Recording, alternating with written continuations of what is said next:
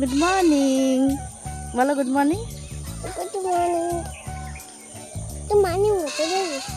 শীত শেষ হয়েছে আর বাগান আসা বন্ধ করে দিয়েছি। আর অনেক দিন প্রায় 2-3 মাস পর বাগান এলাম।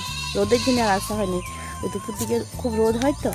আজকে সিনহাবাবুকে বললাম সকাল সকাল যাবো। সিনহাবাবু প্রত্যেক দিনই আসে, সকাল সকাল যাবো। অনেক আম হয়েছে, কাঁঠাল হয়েছে, দিয়ে গ্রীষ্মের সবজিও হয়েছে কিছু কিছু। তোমাদের সঙ্গে শেয়ারও করা হয়নি, চলো শেয়ারও করি আর দেখাই কী কী হয়েছে।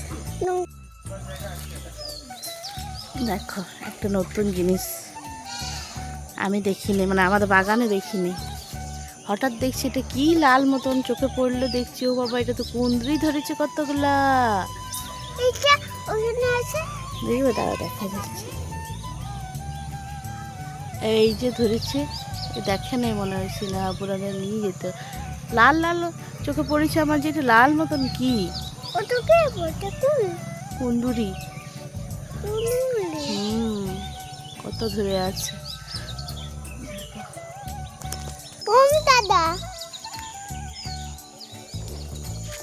এখানে আছে পুঁই।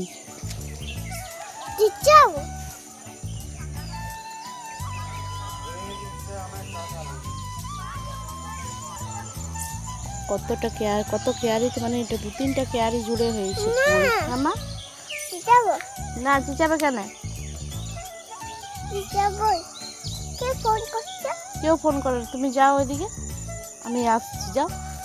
দেখো কত পুঁই হয়েছে। এটা বান্দর আটকানোর জন্য জাল দেওয়া আছে, ভিতরটা তো ঢুকতে পারবো না। দেখো বেগুন হয়েছে।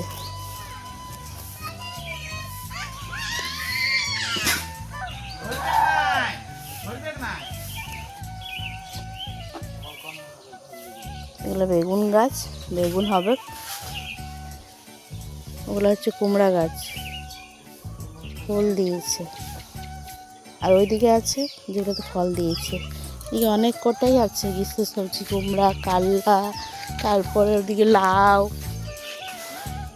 কিন্তু ঢুকবো কোনটা দিয়ে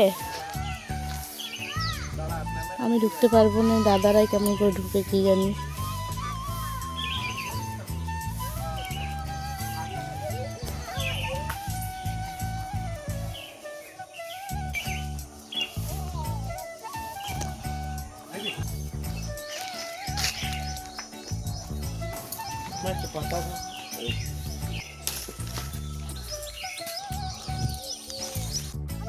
বলো তো এগুলা কি? এদিকে আসো, এগুলো কি বলো?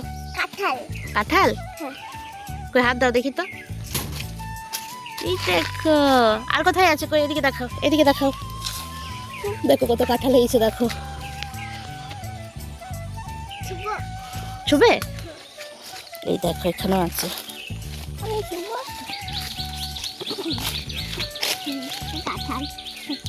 গুনো তো কটা আছে, গুনো। এদিক থেকে গুনো। এটা এটা এটা খারাপ হয়ে গেছে, নষ্ট হয়ে গেছে। গুনো গুনো।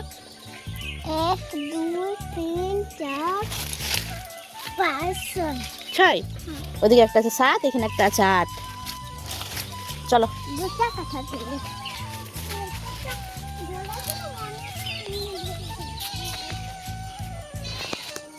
শীতের সময় বাগানটা আমাদের সুন্দর হয়ে ওঠে, গ্রীষ্মের সময় অতটা সুন্দর হয় না। চতুর্দিকে ঘাস টাস হয়ে যায় তো, কিন্তু ওই যে ঘরে খাবার মতো সবজিটা হয়ে যায়। এই দেখো এখানে একটা পুচকু পাড়া ক্যাপসিকাম রয়ে গেছে। আর এখানে আছে করলা, অনেক করলা। করলা খাই খেয়ে অস্থির এবছর আমরা বলবো না করলা।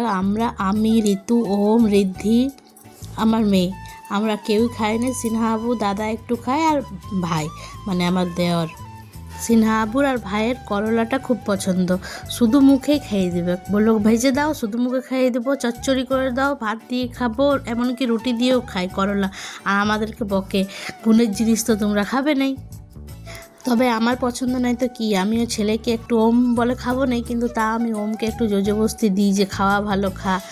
দেখো বাগানে লঙ্কা, দেখো এগুলো হচ্ছে আচারি লঙ্কা, আচার করা যায়।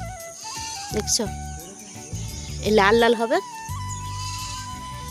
সিনহাবু বলেছে নিয়ে যাবো, অনেক কটা ওইদিকেও কিছুগুলো গাছ আছে লাল লাল এমনি ধরে ধরে আছে, বলে নিয়ে যাবো আচার করবে। আমি বললাম ঠিক আছে নিয়ে যাবে, আমি আচার করে দেবো। সকাল সকাল বাগান এলে কি হয়, হাঁটাও হয়, ঘরে তো কাজ আছে, আর রোদ গরমে তো আর বার হওয়া যাবে না, সেদিন আমি প্রায় দিন ভাবছি এবারে সকালেই আসবো, সকালেই তো উঠি। আর এদিকে আছে কুমড়া। এই বাগানে প্রত্যেক বছর কুমড়া এত পরিমাণে হয় যে কি বলি।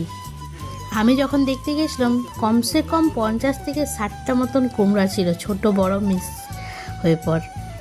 অনেকবার কি হয়েছে, চুরি হয়ে যায় জানো, হয়তো রাতে বদমাশি করে কেউ ঢুকে নিয়ে 4-5টা 6-7টা করেও তুলে নিয়ে যায়, অত তো গুণা থাকে নাই। তখন দাদা কি করে রাগে কি করে, দাদা কষ্ট করে লাগাই তো রাগে, তখন কি করে কাঁচা কুমড়াগুলোই ঘরে নিয়ে চলে আসে, সবাইকে দিয়ে দিবে। আর কাঁচা কুমড়া যদি পাকায় নিয়ে রাখা হয় তত ভালো হয় না, কিন্তু যদি গাছেই মানে গাছটা মরে যায়, কুমড়াগুলা গাছেই পেকে যায়, তাহলে ওই কুমড়াগুলা খেতেও ভালো হয় আর অনেক দিন তক থাকে। এই কুমড়াগুলো আমরা এখন জিতার শাক, মানে আমাদের ঘরে যদি পাকা কুমড়া আনা হয়, মানে আমাদের বাগানের কুমড়াগুলো যদি পেকে পর ঘরে আনা হয়, তো সেই কুমড়া আমরা জিতা শাক মানে অষ্টমীগুলো তক খাই জানো। আগেরবার অমনি করেছিলাম, একটা কুমড়া রেখে দিয়েছিলাম, একবারে অষ্টমীর সময় কেটেছিলাম। আমরা ঘর চলে এসেছিলাম, সিনহাবু বললো আমি সবজিগুলো নিয়ে যাব। আর দেখো কি সুন্দর ধুয়ে ধুয়ে পরিষ্কার করে নিয়ে এসছে। বললাম পুঁই কুমড়া তরকারি করব, সে পুঁই নিয়ে এসছে, কুমড়া নিয়ে এসছে, ঝিঙ্গা, ভেন্ডি গাছ দেখতে পেলাম না আমি, কিন্তু ভেন্ডি ছিল, সিনহাবু মেয়ের জন্য নিয়ে এলো। আর ওই যে করলা, এঁচড় আর কাঁচা লঙ্কা, আর সব একদম ধুয়ে পরিষ্কার করে নিয়ে এসছে।